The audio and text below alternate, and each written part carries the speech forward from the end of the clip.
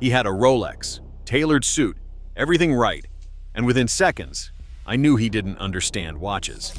At a private dinner last year, surrounded by men with 8-figure net worths, someone leaned over and said, "That's a serious piece." Not because of the price, because of something he couldn't explain. It wasn't the watch, it was 10 rules. Most men ignore them. We start at 10. Rule 10. The crown flush test, the rule that exposes tourists instantly. Most men check if a watch looks right. Respected men check if the crown, the small winding stem on the side of the case, sits flush against the natural plane of their forearm when the arm hangs relaxed. If it digs into your hand or snags on your sleeve, the watch is the wrong shape for your anatomy. It does not matter how much it cost. A watch that fights your wrist looks like a costume. A watch that disappears into your contour looks like it was made for you. That one detail tells every person who notices that you chose this watch for precision, not performance. Rule 9. Nobody cares about the case diameter. Collectors care about lug to lug. Everyone buys the marketing number. 40 millimeters sounds right, so they buy 40 millimeters. Then they wonder why the watch looks borrowed. The measurement that actually determines fit is lug to lug, the vertical distance from the top lug to the bottom lug. Two watches can both be 40 millimeters and fit completely differently on the same wrist. The lugs should never overhang the edges. The moment they do, none of the rest matters. Beginners buy the size that sounds impressive. Collectors buy the size that looks right. Rule 8. The one-finger placement that signals military discipline. Most men wear their watch directly on the wrist bone. The ulna, the small bony bump on the pinky side. It clicks, it moves, it never sits still. The correct position, used by military and operational professionals for over a century, is one finger's width above that bone. Not on it, one finger above. From there, the watch stops sliding. It disappears into your movement rather than fighting it. To anyone who knows what they are looking at, that placement alone reads as a man who wears a watch for function, not for the room. The next two rules are ones most men have never even considered, and they instantly separate the buyer from the collector. Rule 7. The strap is a dialect. Speak the wrong one and the whole outfit loses the argument. A NATO strap with a suit does not say James Bond, it says you do not understand the code. A polished leather strap at the beach says the same thing in the other direction. A metal bracelet fits 90% of situations, no questions asked. Leather is for formal and business occasions. Rubber or NATO are for casual and sport only. Never crossover, never. The strap is not an accessory to the watch. It is part of the watch's story. Get it wrong and you are not telling the wrong story. You are telling everyone you did not bother to learn the language. Rule 6. The danger zone most men have never heard of, and it kills $5,000 movements. Between 9 in the evening and 3 in the morning, the date change mechanism on most mechanical watches is mid-cycle. The gears are already engaged. If you manually change the date during that window, you can strip the mechanism permanently. A watchmaker opens the case and reads the entire ownership history from the damage inside.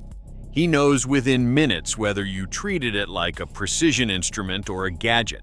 Set the time to 6 o'clock first, the safe zone. Change the date, then set the correct time. 15 extra seconds. Most men who own expensive watches have never once been told this. Rule 5. Reading the room is the ultimate old money signal. Wearing a $50,000 watch to a backyard barbecue is not success. It is insecurity wearing a very expensive disguise. Respected men suppress the signal when the context does not call for it. They show up to casual events in a steel tool watch. They save the serious pieces for occasions that genuinely deserve them. That restraint is what reads as wealth.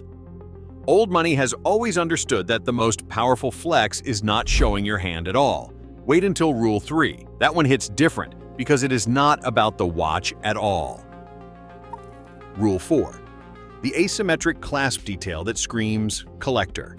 When most jewelers and authorized dealers resize a bracelet, They remove links equally from both sides. That is the factory default, and it is almost always wrong. The clasp should sit exactly in the center of the underside of your wrist. To get there, remove 2 fewer links from the 6 o'clock side than the 12 o'clock side. The adjustment is asymmetric by design. When the clasp drifts to the side, everything looks slightly off and nobody can explain why. When it centers perfectly, the whole thing locks into place. 99% of men have never made this adjustment. The 1% who have, everyone notices, even the ones who do not know watches. Rule 3. Your watch should not arrive before you do. There is a body language that comes with new watch ownership. The sleeve that rolls back a half second too early. The wrist that rotates fractionally outward so the bezel catches the light. The hand that drifts to the watch during a quiet moment just to confirm it is still there. Every experienced person in the room sees this immediately, and the trust evaporates. Confidence in a watch looks like indifference to the watch. Check the time once, cleanly, during a natural pause.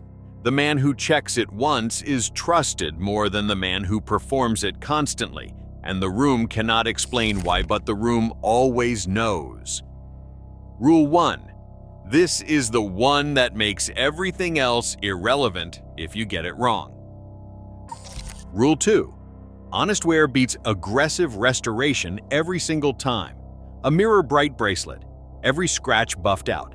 Original brushwork replaced with a uniform shine. To someone who does not know, this looks pristine.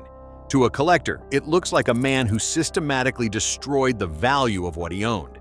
Original finishing, including intact brushwork, honest patina, and sharp case lines, is what serious collectors pay premiums for. An aggressively polished watch is worth measurably less than an unpolished equivalent with light, honest wear. He thought he was caring for it. He was erasing it. Let the scratches breathe. If restoration is ever necessary, it goes to a specialist, not a buffer. Rule 1. The copy-paste wrist is the loudest beginner tell in the room. The same reference that appeared on 3 influencers this month.